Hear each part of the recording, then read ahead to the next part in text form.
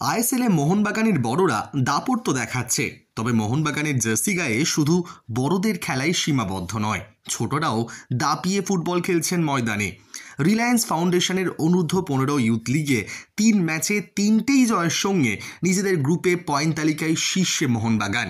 নিজেদের গ্রুপে 3 ম্যাচে 9 নম্বর পয়েন্ট নিয়ে শীর্ষে রয়েছে তারা। এমনকি সব থেকে বড় চমক এবং মোহনবাগান সমর্থকদের কাছে ভালো লাগার বিষয়, এই ছোট বাচ্চারা 3 ম্যাচে 27টা গোল করেছেন।